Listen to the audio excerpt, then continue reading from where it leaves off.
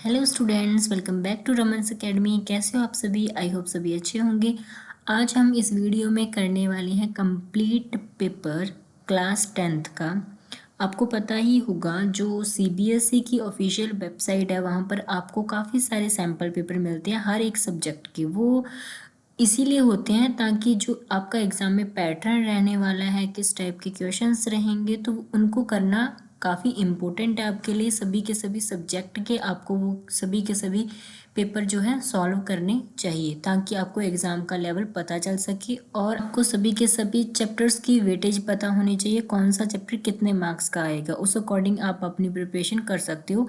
कोई चैप्टर ऐसा होता है जो कम मार्क्स का है बट आप उसको काफ़ी बार कर चुके हो और काफ़ी टाइम उसकी प्रैक्टिस करते रहते हो, तो वो वहाँ पर ज़्यादा अहमियत नहीं रखता है। ठीक है, अगर आपका कोई चैप्टर ज़्यादा स्कोरिंग है बट आपने उसको स्किप कर रखा है, तो इसीलिए आपको ये पता होना चाहिए कौन सा चैप्टर कितने वेटेज का है। उसके बाद में बारी आती है सभी के सभी एनसीईआरटी के क्वेश्चंस को और उसके जो प्रीवियस ईयर क्वेश्चंस हैं उनको सॉल्व करने की। उसके बाद में यहाँ पर है आपके लिए कंप्लीट पेपर। अगर आपने ये सॉल्व कर लिया तो आपको एग्ज़ाम का पैटर्न पता चल जाएगा। एक भी क्वेश्चन आपने स्किप नहीं करना है, चाहे आपने वो चैप्टर स्किप कर रखा है या फिर वो चैप्टर आपको अच्छा नहीं लगता है, कोई क्वेश्चन सभी के सभी सॉल्व करने हैं। ठीक है, सो इस वीडियो को एंड तक जरूर देखना। जितने भी न्यू स्टूडेंट्स फर्स्ट टाइम इस चैनल को देख रहे हैं, सबसे पहले तो इस चैनल को सब्सक्राइब कर दो, लाइक कर दो एंड अपने क्लासमेट्स के साथ शेयर कर दो ताकि उनकी भी हेल्प हो जाए।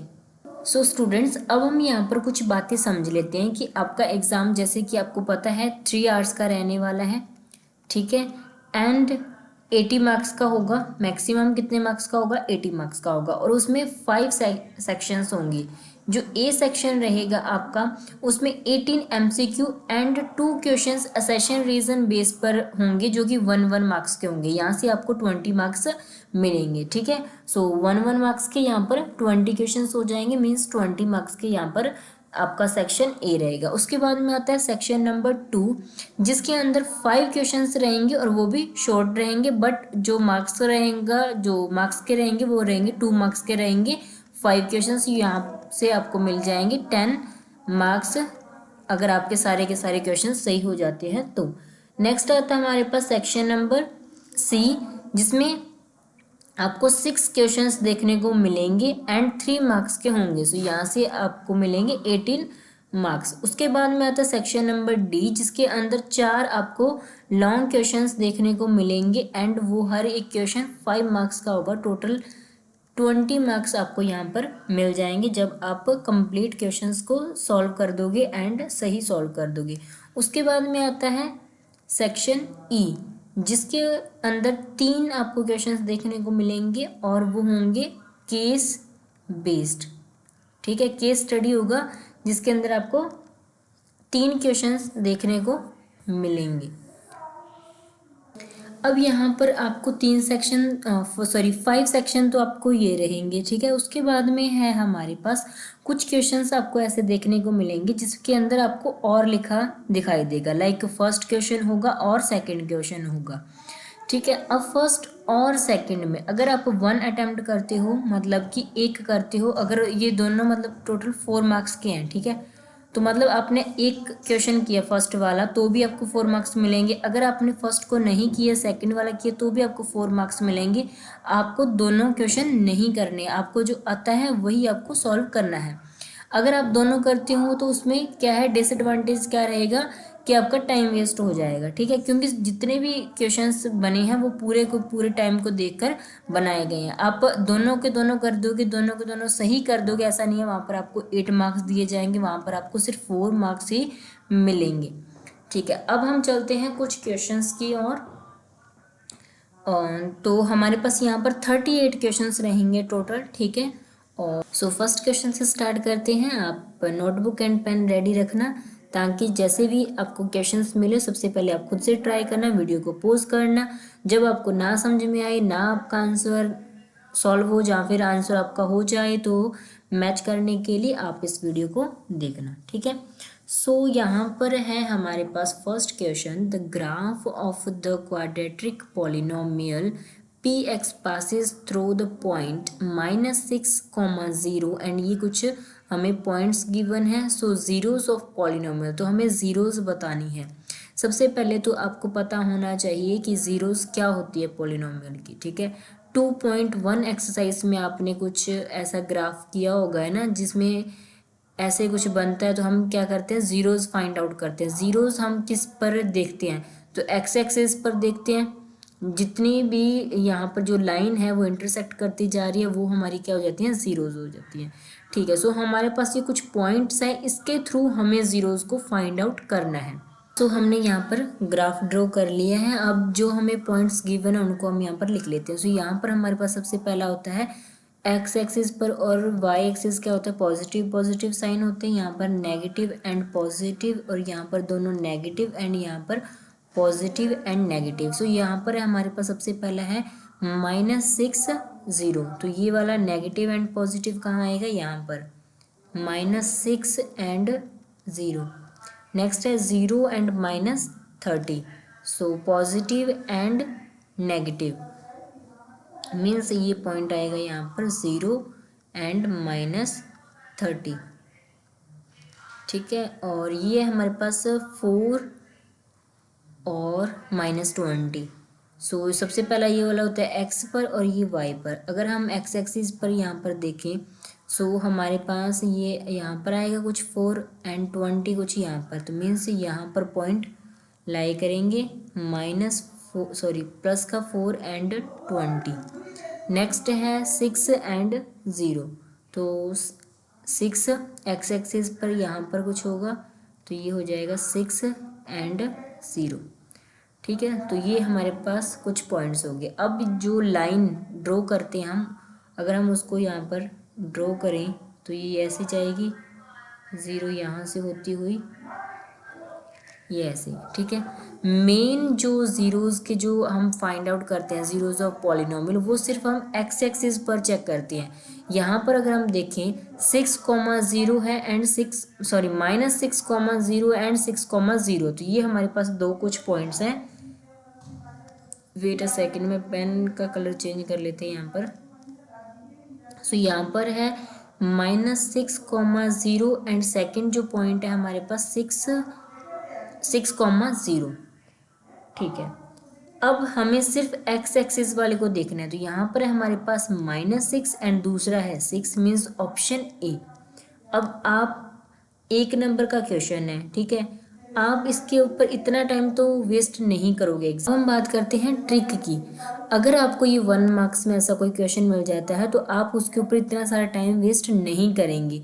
ट्रिक क्या कहती है, हमें सिर्फ जो पॉइंट होते हैं वो क्या है, एक्सिस पर चेक करते हैं, है ना। एक्स एक्सिस पर होते हैं, वाई एक्सिस क्या होता है, 0 होता है। सो यहाँ पर हमें जो पॉइंट्स गिवन है वो देखो, यहाँ पर हमारे पास एक्स पर कुछ है वैल्यू एंड वाई क्या है, 0 है। एक तो ये हो गया, यहाँ पर वाई 0 नहीं है, ये कैंसिल हो गया। यहाँ पर वाई 0 नहीं, ये कैंसिल हो गया। तो दूसरा क्या बचा हमारे पास, ये तो दोनों पॉइंट्स हो गए। तो यहाँ पर हम लिख लेंगे -6,0 एंड सेकेंड है 6,0। तो यहाँ से अगर हम एक्स एक्सिस के जो जीरोस है वो फाइंड आउट करें पॉलिनोमियल के, तो यहाँ पे आ जाएगा -6 and 6। I hope and concept पूरा क्लियर हो गया होगा।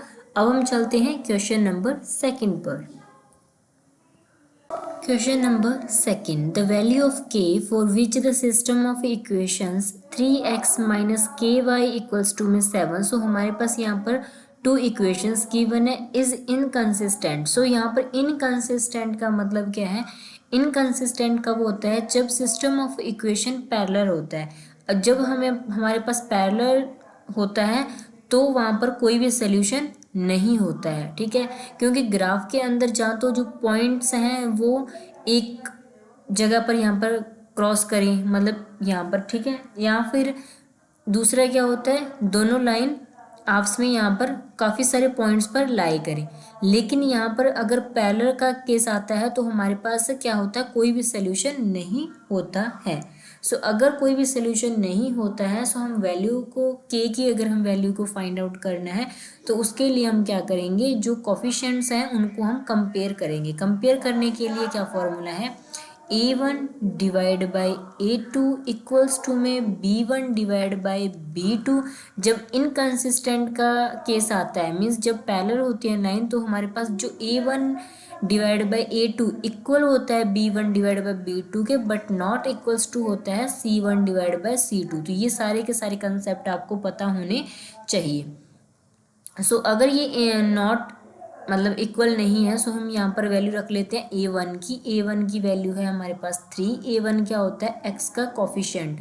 सो सेकंड है हमारे पास A2 जो कि है 6 है, तो डिवाइड में आ जाएगा 6 इक्वल टू में यहाँ पर है हमारे पास -k। सेकंड B2 यहाँ पर है हमारे पास 10 y का coefficient.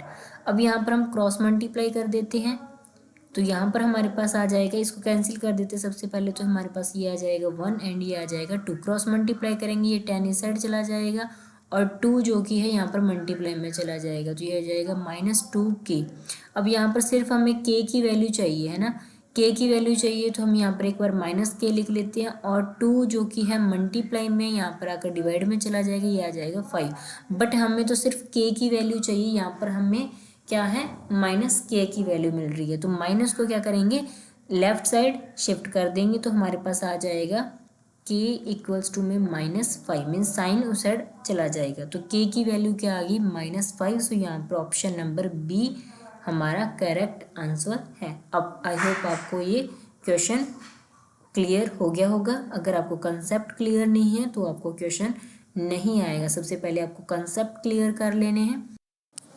Now question number 3, which of the following statement is not true. Not true मतलब हमें फॉल्स स्टेटमेंट बतानी है। सो काफ़ी इजी क्वेश्चन है। सबसे पहले आप खुद से ट्राई करें, देन देखते हैं कितने स्टूडेंट्स का ये क्वेश्चन सही जाता है। सबसे पहला है हमारे पास, a number of secants can be drawn at any point on the circle.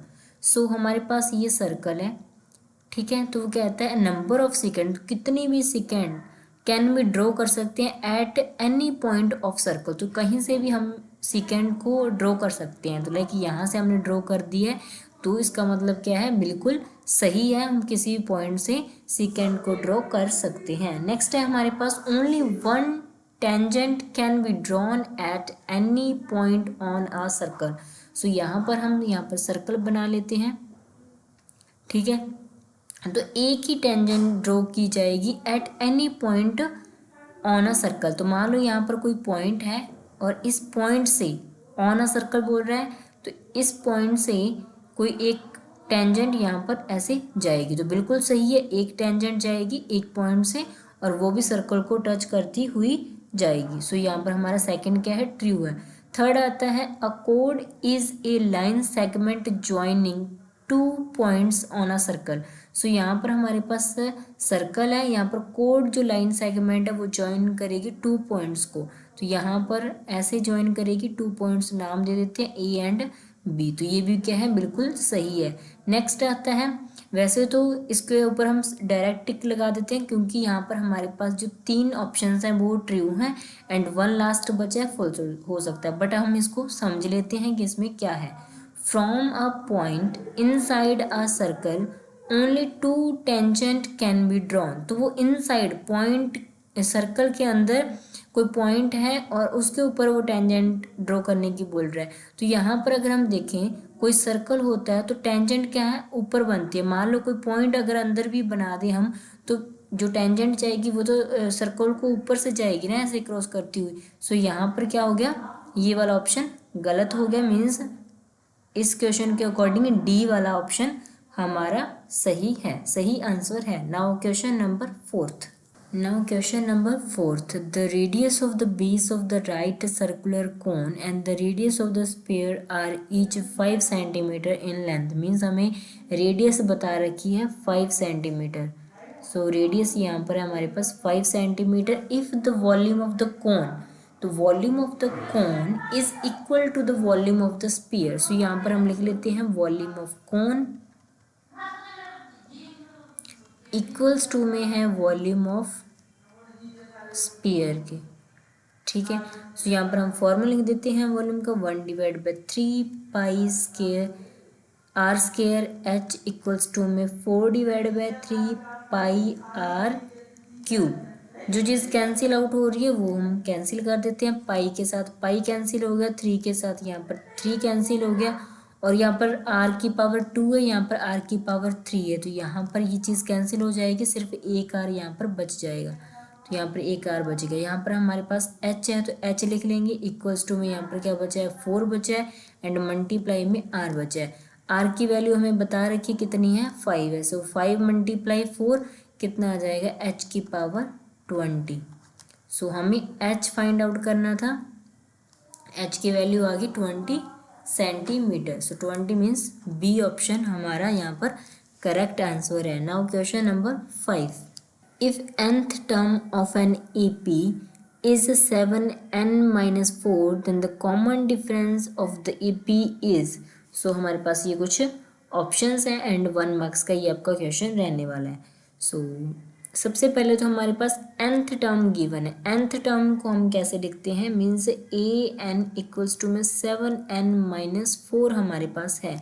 Then common difference of AP, common difference का जो फॉर्मूला होता है वो होता है A2 - A1। सो हमें कॉमन डिफरेंस कब मिलेगा, जब हमें A2 पता होगा और A1 पता होगा। सबसे पहले हम यहाँ पर A1 फाइंड आउट कर लेते हैं। A1 क्या होगा, यहाँ पर n की वैल्यू होगी, सो यहाँ पर हम लिख देते हैं n इक्वल्स टू में 1।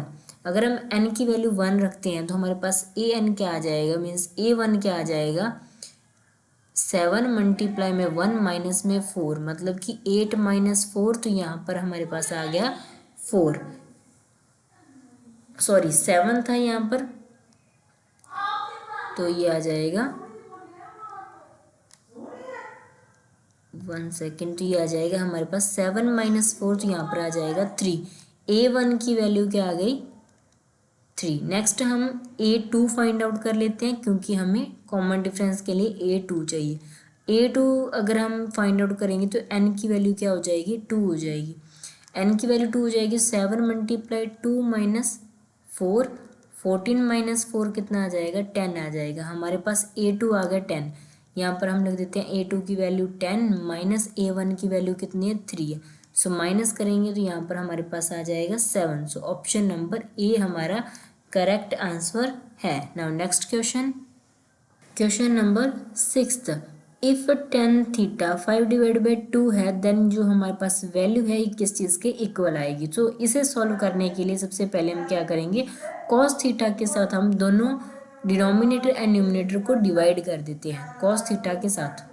तो यहाँ पर हम लिख देते हैं 4 sin थीटा प्लस में cos theta divide bye sin theta minus में cos थीटा, ये हमारे पास गिवन है। देन यहाँ पर हम लिख देंगे 4 sin थीटा प्लस में cos theta divide by cos theta upon में 4 sin थीटा माइनस में cos theta, again cos theta के साथ यहाँ पर हम क्या करेंगे डिवाइड कर देंगे। अब यहाँ पर cos थीटा दोनों के डिवाइड में इनको हम क्या कर देते हैं अलग अलग लिख देते हैं। सो यहाँ पर आ जाएगा 4 sin theta divide by cos theta minus में यहाँ पर साइन प्लस का तो यहाँ पर प्लस लिख देंगे cos theta divide by cos theta divide by cos theta upon में यहाँ पर है 4 sin थीटा अपॉन में cos theta minus cos theta upon में cos थीटा। सो ये चीज़ कैंसिल हो रही है, यहाँ पर कैंसिल कर देते हैं इसको, यहाँ पर क्या बचा है हमारे पास 1 बचा है। अब यहाँ पर sin theta divide by cos theta, इसको हम क्या लिख सकते हैं, इसको हम लिख सकते हैं tan theta. Sine divide by cos क्या होता है 10 होता है, यहाँ पर लिख देंगे 4 tan थीटा प्लस में यहाँ पर हमारे पास है 1, तो यहाँ पर हम लिख देंगे 1, then 4 sin theta divide by cos theta, इसको हम क्या लिखेंगे अगेन tan थीटा लिखेंगे। तो यहाँ से इरेज कर देते हैं 1 सेकेंड।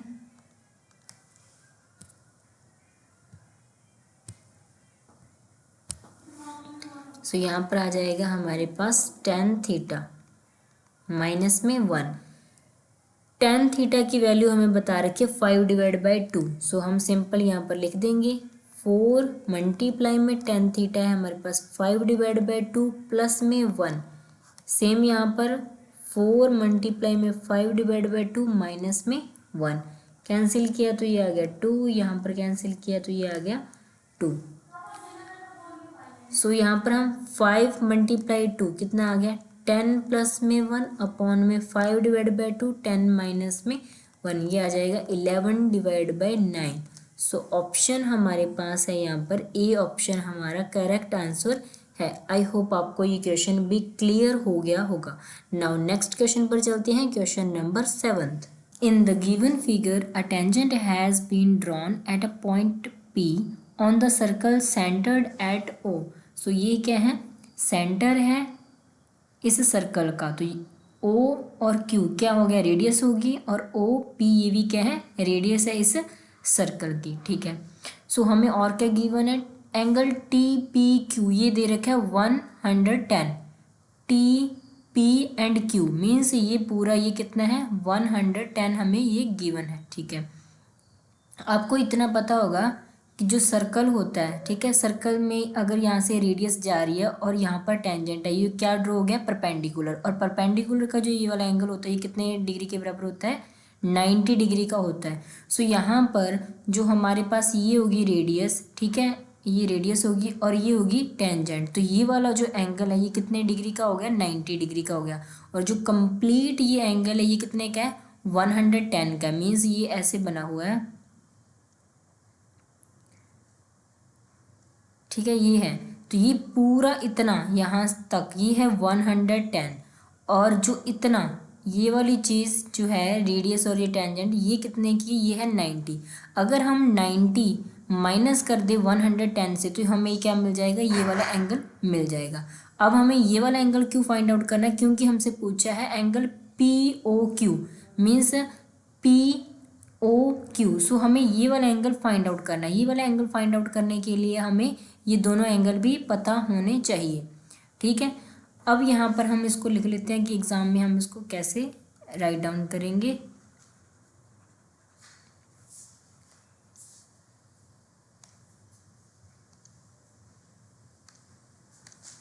सो यहाँ पर हम लिखेंगे angle OPT equals to 90 degree, OPT ये कितने डिग्री का है, 90 degree, and angle TPQ 110 degree, TPQ ये कितना है 110 डिग्री।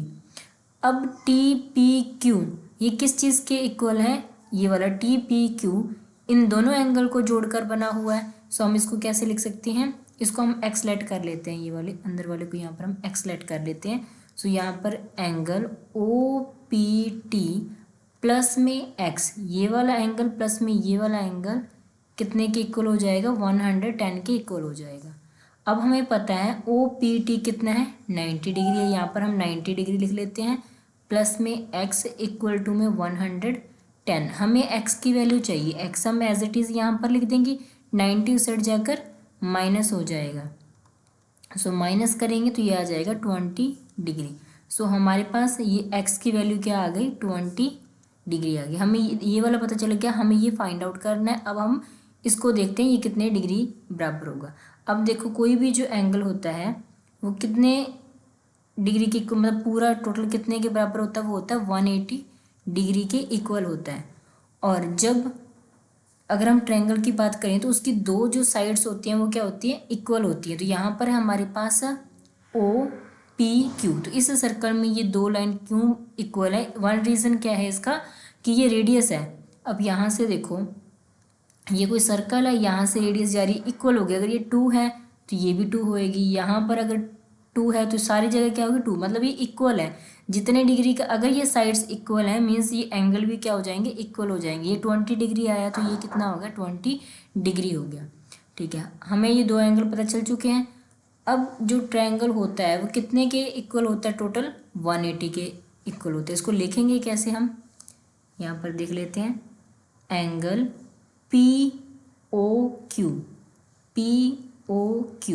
प्लस में ये वाला एंगल 20 डिग्री है और ये वाला भी कितना है, 20 डिग्री है। तीनों कितने के इक्वल हो गए, 180 के इक्वल हो गए। यहाँ पर POQ जो चीज़ हमें फाइंड आउट करनी है उसको हम एज इट इज़ लिख देंगे। इक्वल टू में यहाँ पर 180 लिख लेंगे और 20 + 20 कितना हो जाएगा 40। 40 यहाँ पर प्लस का है और राइट साइड आकर क्या हो जाएगा माइनस का हो जाएगा, तो यहाँ पर आ जाएगा -40। माइनस करेंगे तो हमारे पास आ जाएगा 140 degree. So option number C हमारा यहाँ पर करेक्ट आंसर है। समझाने में थोड़ा टाइम लग गया, 1 मार्क्स का क्वेश्चन है। अगर आपको कंसेप्ट क्लियर है तो आप इसको 30 to 40 सेकेंड्स में कर लोगे आराम से। Question number 8, a quadratic polynomial having zeros, दो हमें जीरोस गिवन है। सो यहाँ पर जो फर्स्ट ज़ीरो है उसको हम बोलेंगे, क्या बोलेंगे उसको अल्फा, एंड सेकंड वाली ज़ीरो को हम क्या बोलेंगे बीटा।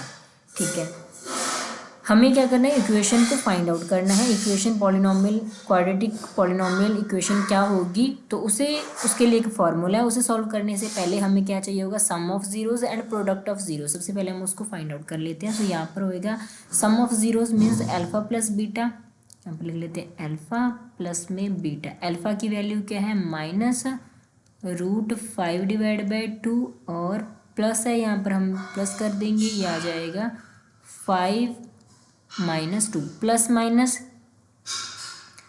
माइनस होता है मीन्स ये क्या हो गया कैंसिल आउट हो गया, हमारे पास कितना आ गया 0 आ गया। अब नेक्स्ट है हमारे पास प्रोडक्ट ऑफ जीरोस।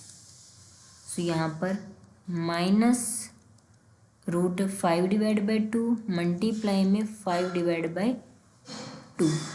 अब यहाँ पर देखो, यहाँ डिवाइड में कितना है 2 है। अगर हम √5 मल्टीप्लाई √5 करें, √5 मल्टीप्लाई √5 करें तो रूट कॉमन आ जाएगा। 5 यहाँ पर 2 टाइम्स है तो इस एक वाले से एक ये रूट कैंसिल आउट हो गया, बचा क्या हमारे पास ओनली 5 बचा है। ठीक है, और साइन क्या है माइनस का, तो यहाँ पर आ जाएगा -5 डिवाइड में सेम दोनों के ऊपर रूट है और यहाँ पर रूट कॉमन आ जाएगा। तो 2 यहाँ पर क्या है, मान लो 2 का स्क्वायर कर देते तो स्क्वायर के साथ ये कैंसिल आउट हो गया, बचा क्या है हमारे पास 2 बचा है। तो ये क्या आ गया -5/2। प्रोडक्ट भी फाइंड आउट कर लिया एंड सम ऑफ जीरोज भी हमने फाइंड आउट कर लिया। अब बारी आती है फॉर्मूले की। तो फॉर्मूला क्या होता है x² minus sum of zeros. यहाँ पर आप अल्फा प्लस बीटा भी लिख सकते हो, सम ऑफ जीरोज प्लस में product of zeros equals to 0। तो x² यहाँ पर लिख देंगे माइनस सम ऑफ जीरोज क्या है 0, तो ये हो जाएगा 0x प्लस में प्रोडक्ट ऑफ जीरोज क्या है -5/2 इक्वल्स टू में 0। अब यहाँ पर 0x लिखने की ज़रूरत नहीं है, इसको हम फर्दर कैसे सॉल्व करेंगे, इसको हम यहाँ पर हटा देते हैं, ये वाली चीज़ नहीं आएगी। डायरेक्ट हम लिख लेते हैं x² प्लस में, और प्लस माइनस क्या हो जाएगा यहाँ पर माइनस हो जाएगा, तो यहाँ पर हम लिख देते हैं माइनस, यहाँ पर हम लिख देंगे माइनस एंड 5/2 इक्वल्स टू में 0। अब यहाँ पर 2 जो कि डिनोमिनेटर में है, मतलब फ्रैक्शन में वैल्यू गिवन है, सो हम क्या करेंगे एलसीएम ले लेते हैं। यहाँ पर 2 यहाँ पर कॉमन आ गया, मल्टीप्लाई करेंगे, क्रॉस मल्टीप्लाई किया तो यहाँ आ गया 2x²। यहाँ पर 1 है, 1 के साथ 5 की मल्टीप्लाई किया तो -5 इक्वल्स टू में 0। अब 2 जो कि डिवाइड में इस साइड आकर मल्टीप्लाई हो जाएगा, मल्टीप्लाई में क्या हो जाएगा 0 हो जाएगा, 0 × 2 मीन्स 0 हो जाएगा। तो इक्वेशन हमारी क्या बनी है 2x² - 5 इक्वल्स टू में 0। अब हम ऑप्शन चेक करते हैं। सो ऑप्शन में हमारे पास ये वाली टर्म नहीं है, मीन्स हमारे पास क्या आया है 2x² - 5 इक्वल्स टू में 0। सो यहाँ पर अगर हम देखें, इनको मल्टीप्लाई करके देखें पूरे पॉलिनोमियल को, 2 के साथ करेंगे तो हमारे पास 4 आएगा यहाँ पर, तो 4 यहाँ पर नहीं है। 3 के साथ मल्टीप्लाई करेंगे तो 6 आएगा, 6 भी नहीं है। अब हम यहाँ पर 4 के साथ मल्टीप्लाई करते हैं पूरे पॉलिनोमियल को, तो यहाँ पर मल्टीप्लाई किया इतना आ गया 8x² माइनस में 20 इक्वल्स टू में 0। तो ऑप्शन नंबर बी हमारा करेक्ट आंसर है। कभी कभी आपको ऐसा भी क्वेश्चन देखने को मिलेगा, आपको लगेगा ये तो ऑप्शन आ नहीं रहा, गलत है, बट उसको आपने मल्टीप्लाई करके देखना है और आपका आंसर आ जाएगा। Now next question, question number 9। हमारे पास है consider the frequency distribution of 45 observations. हमारे पास ये टेबल गिवन है, इसको सबसे पहले तो हम क्या करेंगे, वर्टिकली लिख लेंगे और हमें क्या फाइंड आउट करना है, upper limit of median class. So इसे फाइंड आउट करने के लिए हम क्या करेंगे, CF निकालेंगे और उसके बाद में मीडियन फाइंड आउट करेंगे, देन हम बताएंगे अपर लिमिट क्या होगी। 1 मार्क्स का ये आपको क्वेश्चन देखने को मिलेगा। किसी किसी क्वेश्चन में हो सकता है कि आपको कम टाइम लगे, है ना, किसी किसी में हो सकता है कि आपको ज़्यादा टाइम लगे, बट वो होगा 1 मार्क्स का ही, ठीक है। ऐसा नहीं है कि ये बड़ा क्वेश्चन है इसको स्किप कर देते हैं, नहीं, आपको जितना टाइम मतलब जिस क्वेश्चन में देना चाहिए वो आप उस अकॉर्डिंग अपनी प्रिपरेशन रेडी रखना। ऐसा मत सोचना कि 1 मार्क्स में सिर्फ हमसे 1-2 सेकेंड का ही क्वेश्चन पूछा जाएगा, है ना, ऐसा नहीं, आपको मतलब सोल्यूशन भी उसका निकालना पड़ेगा, देन आपको टिक करना होगा कि कौन सा आपका आंसर होगा। सो यहाँ पर हमारे पास जो टेबल है उसको हम यहाँ पर वर्टिकली लिख लेते हैं। सो सबसे पहले हम यहाँ पर लिखेंगे CI कम्युनिकेटिव फ्रीक्वेंसी निकालने के लिए यहाँ पर लिखेंगे हम CI, जो कि है हमारे पास means class interval 0, 10 and 10, 20, then है 20, 30 एंड 30, 40, 40 से लेकर 50। देन आती है हमारे पास है फ्रीक्वेंसी जिसे हम FI से लिखते हैं।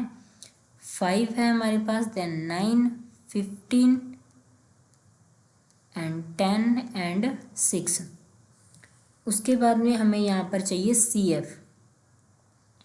CF क्या होता है, जो हमारे पास फर्स्ट जो डिजिट है उसको हम एज इट इज़ लिखेंगे, देन इस डिजिट में इसको हम क्या कर देंगे, ऐड कर देंगे, तो कितना आ जाएगा, ये 14 आ जाएगा।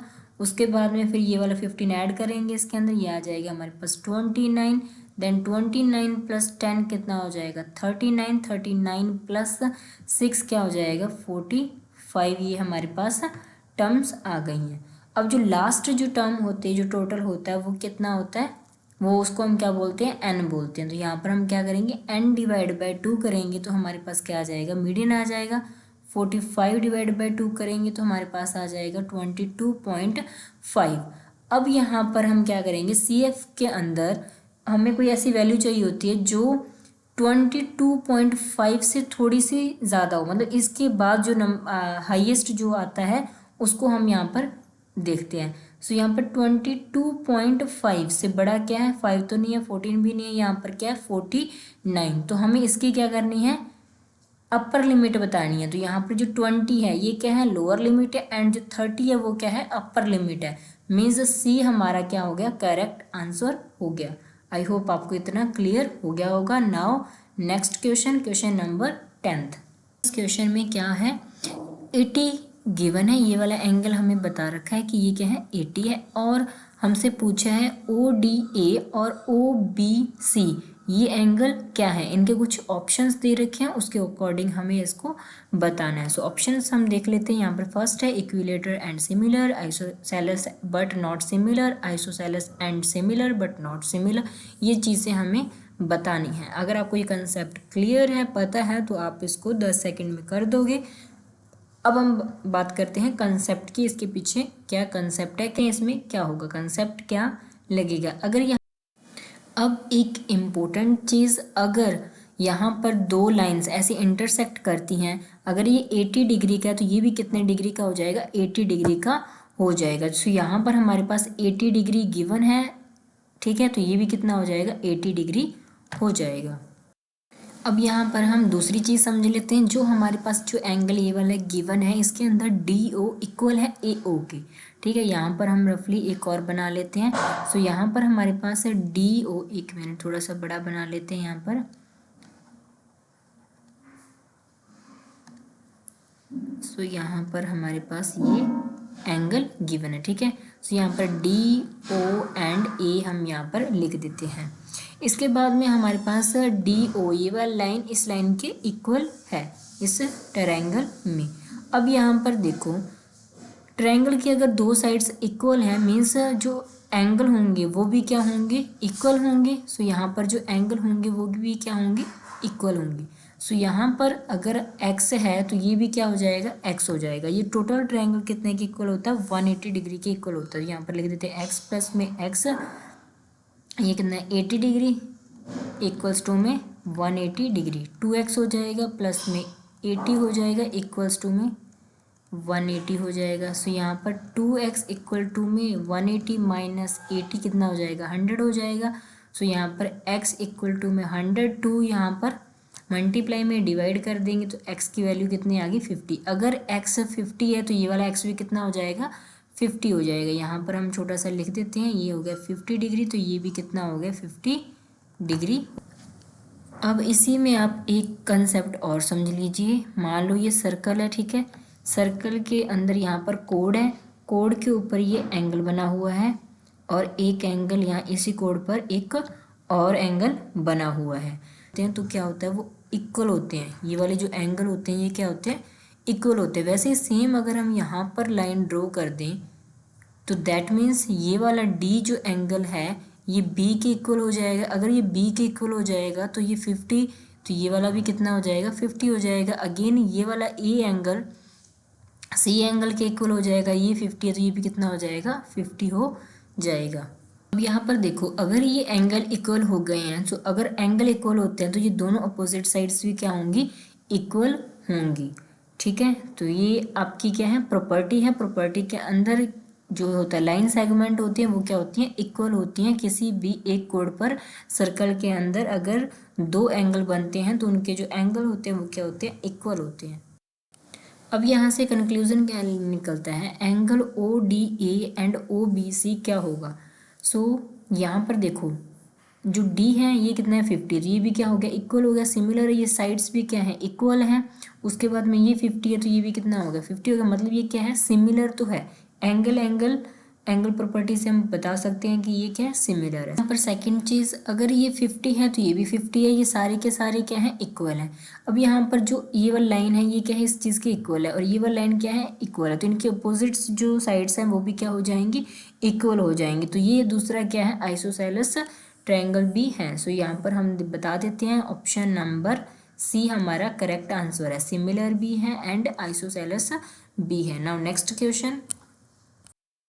Now question number 11. The roots of the quadratic equation x square plus में x minus 1 is equals to में 0 are, तो ऑप्शंस दे रखे हैं हमें irrational and distinct, not real। सो हमें हमारे पास ये ऑप्शंस है, तो इसको हम सॉल्व करने के लिए सबसे पहले हम देखते हैं कि रूट्स क्या हैं, रियल है, डिस्टिंक्ट है या फिर इक्वल है। सो इसे फाइंड आउट करने के लिए हम क्या करेंगे, सबसे पहले हम कॉफिशिएंट्स को देखते हैं। कॉफिशिएंट हमारे पास ए का कॉफिशिएंट क्या है, मीन्स एक्स स्क्वायर का कॉफिशिएंट क्या है। अगर कोई भी वैल्यू यहाँ पर नहीं दिखाई देती तो हम क्या मान लेते हैं कि यहाँ पर क्या है 1 है। नेक्स्ट बी सेम, यहाँ पर x का कॉफिशिएंट क्या है 1 मान लेते हैं, कुछ भी वैल्यू नहीं है। सो c हमारे पास क्या हो जाएगा -1 हो जाएगा।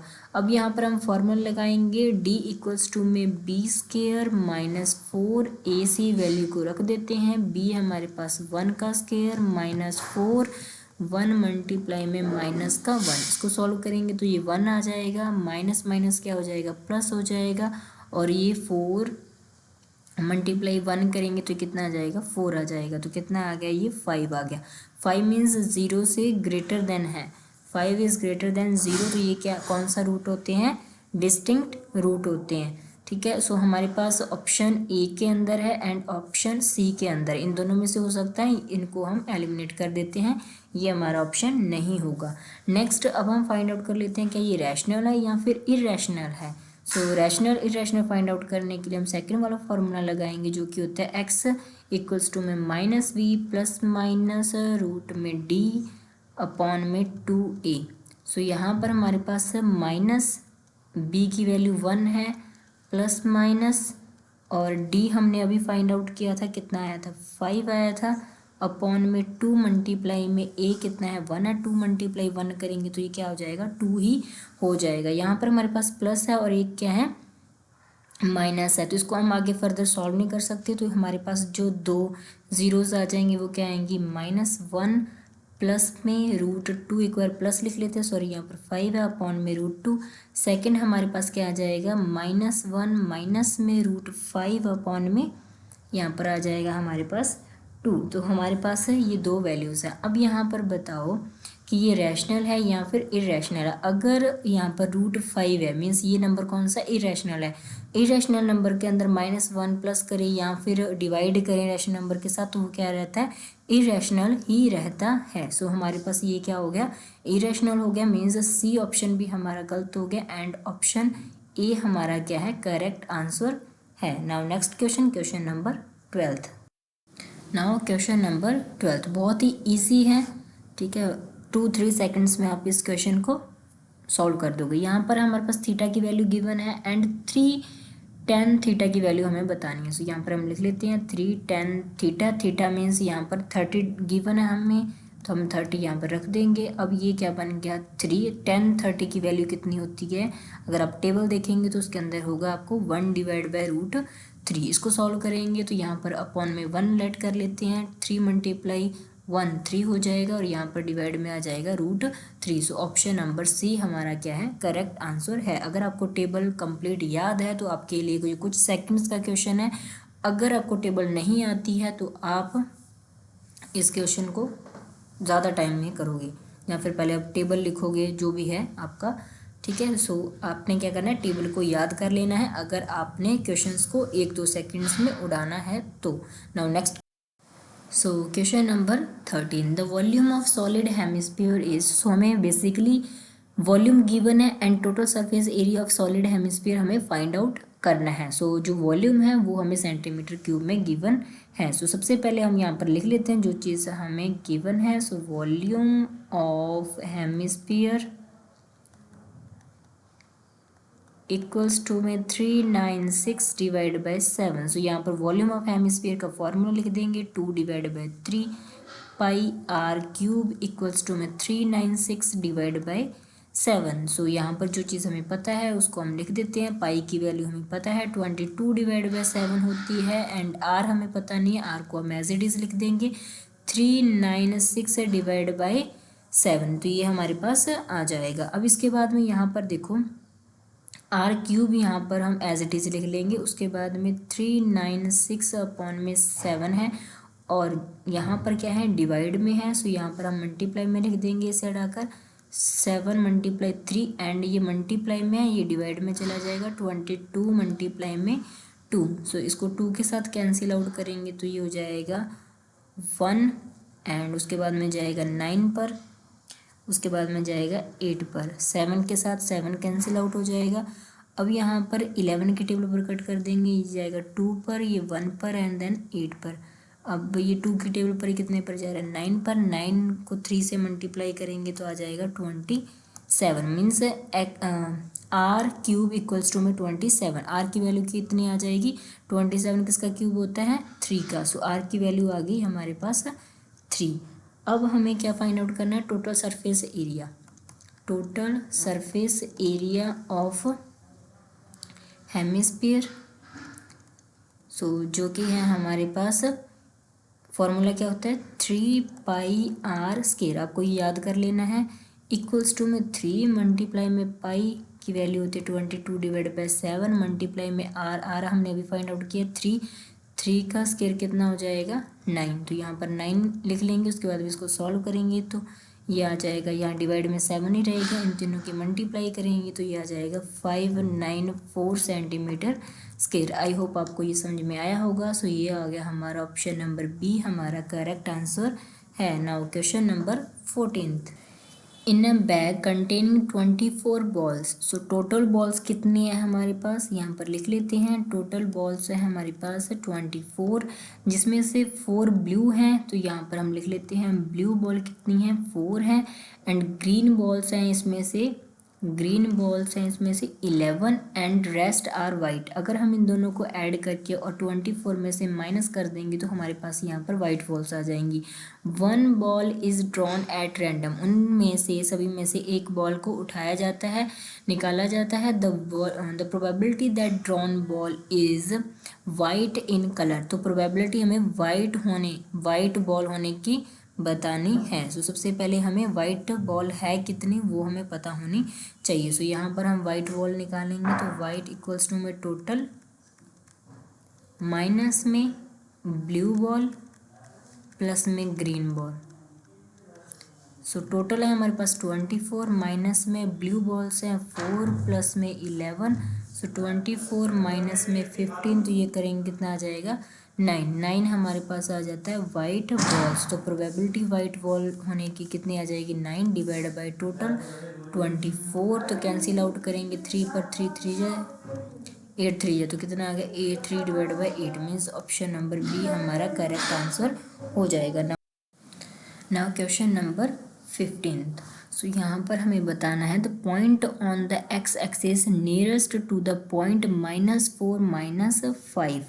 सबसे पहले तो आपको ये ग्राफ मैंने दे रखा है, इसके ऊपर देखें कंसेप्ट समझेंगे क्या है, बट उससे पहले आपको मैं ट्रिक बता देती हूँ, उसको आप 1 सेकंड में कैसे सॉल्व कर सकते हो।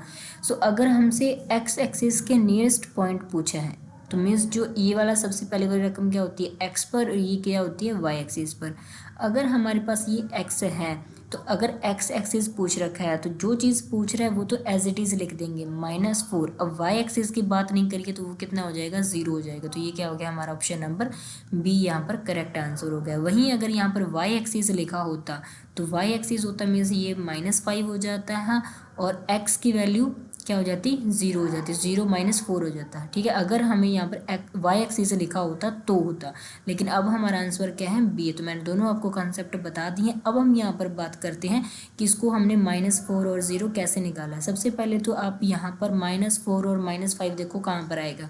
तो एक्स एक्सिस में यहाँ पर -4 है और यहाँ पर हमारे पास -5 मीन्स ये वाला जो हमारे पास पॉइंट है ये यहाँ पर प्लॉट होएगा। तो ये आ जाएगा -4 एंड -5 ठीक है। सो ये हमारे पास पॉइंट आ गए। अब यहाँ पर देखो इस लाइन में ये एक्स एक्सिस के कितना नियरेस्ट है, तो यहाँ पर अगर हम चेक करेंगे तो ये कितना आ जाएगा -4 आ जाएगा। तो एक्स एक्सिस है तो ये -4 और वाई पर कितना है ये 0 है, तो मीन्स -4, 0। तो ये ऑप्शन नंबर बी हमारा करेक्ट आंसर हो जाएगा। Now question number 16th। Question number 16th, which of the following gives the middle most observation of the data. तो कौन हमें मिडल मोस्ट ऑब्जर्वेशन प्रोवाइड करता है डाटा की, मीडियन, मीन, रेंज या फिर मोड। तो कौन करता है मीडियन। मीडियन के थ्रू हमें क्या पता चलता है मिडल मोस्ट ऑब्जर्वेशन का पता चलता है।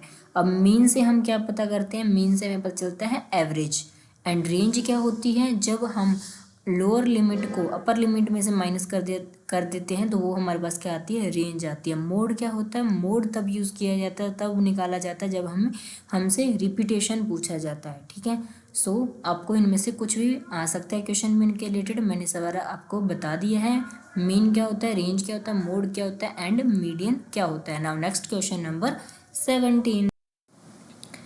A point on the x-axis divides the line segment joining the points A and B। यहाँ पर हमने ड्रॉ कर लिया A and point B in the ratio of 1:2। तो एक्स एक्सिस पर ये लाइन है, ठीक है, और यहाँ पर ये पॉइंट जो कि है डिवाइड करता है एक्स एक्सिस पर 1:2 में, 1:2 में। यहाँ पर जो यहाँ पर डिवाइड करता है वहाँ पर पॉइंट लेट कर लेते हैं एक्स पी लेट कर लेते हैं, और यहाँ पर हम हमारे पास जो पॉइंट्स आएंगे वो क्या आएंगे, एक एक्स आएगा एंड एक क्या आएगा वाई आएगा। अब यहाँ पर देखो जब हमसे एक्स एक्सिस पर कोई पूछता है या फिर वाई एक्सिस पर पूछता है तो उसके जो अपोजिट वाला जो होता है वो क्या हो जाता है 0 हो जाता है। मीन्स एक्स एक्सिस की बात करिए तो वाई यहाँ पर क्या हो जाएगा 0 हो जाएगा, वाई यहाँ पर क्या हो जाएगा 0 हो जाए। अगर यहाँ पर वाई एक्सिस लिखा होता तो हमारा एक्स क्या हो जाता है 0 हो जाता। अब यहाँ पर हम पॉइंट्स को फाइंड आउट करेंगे सेक्शन फॉर्मूला की हेल्प से। तो सेक्शन फॉर्मूला के अंदर जब हमारे पास रेशियो गिवन होती है तो ये वाला हो जाता है m1 एंड ये हो जाता है m2। फॉर्मूला हमारा क्या है x इक्वल्स टू में m1 मल्टीप्लाई में x2 प्लस में m2 मल्टीप्लाई में x1 divide by m1 plus में m2। हमारे पास m1 की वैल्यू है 1 एंड x2 हमारे पास कितना है 5। ये हो जाता है हमारा x1 y1 x2 and y2। Value को सिंपल हम रख देंगे, प्लस में m2 की वैल्यू है 2 मल्टीप्लाई में y1 2 divide by 1 + 2 means ratio को ऐड कर देंगे, 1 + में 2, तो इसको सॉल्व करेंगे 5 + में 4/3, तो ये आ जाएगा 9/3, कैंसिल आउट करेंगे तो ये कितना आ गया 3 आ गया। अब हमें x की वैल्यू बतानी थी, x आ गया 3, y तो हमें पता है y क्या है 0 है। अगर x एक्सिस की बात करता है तो y क्या हो जाता है 0 हो जाता है। तो ऑप्शन नंबर सी हमारा यहाँ पर correct answer. Question number 18th. A card is drawn from a well-shuffled deck of playing cards. The probability of getting red face card is. So हमें red face card की probability बतानी है। सबसे पहले हम यहाँ पर लिख लेते हैं टोटल कार्ड्स कितने होंगे 52 होंगे। फेस कार्ड्स जो कि होते हैं हमारे पास, एक होता है जैक एंड दूसरा होता है हमारे पास क्वीन के एंड तीसरे होते हैं हमारे पास किंग के। तो यहाँ पर जो जैक के जो कार्ड्स रहेंगे उसमें 2 रेड कार्ड्स रहते हैं, ठीक है, और 2 ब्लैक कार्ड्स रहेंगे। एंड इसमें भी क्वीन के 2 रेड फेस वाले कार्ड रहेंगे एंड 2 ब्लैक फेस कार्ड रहेंगे। देन अगर किंग की बात करें तो यहाँ पर हमारे पास 2 रेड कार्ड्स रहेंगे एंड 2 ब्लैक कार्ड्स रहेंगे। आई होप आपको इतना क्लियर हो गया होगा। अब हमसे यहाँ पर सिर्फ रेड फेस कार्ड पूछे हैं, मीन्स 2 + 2 + 2 कितने हो जाएंगे, यहाँ पर 6 रेड फेस कार्ड हो जाएंगे। सो हमें क्या बताना है, प्रोबेबिलिटी बतानी है। सो क्या होता है, प्रोबेबिलिटी कैसे फाइंड आउट करेंगे, P ब्रैकेट में यहाँ पर लिख देंगे red face card equals to में कितने हैं 6 डिवाइड बाय टोटल कितने हैं 52 है। कट करेंगे तो यहाँ पर हमारे पास आ जाएगा 3 एंड ये आ जाएगा 26। मीन्स ऑप्शन नंबर डी हमारा यहाँ पर करेक्ट आंसर है। Now next question, question number 19th।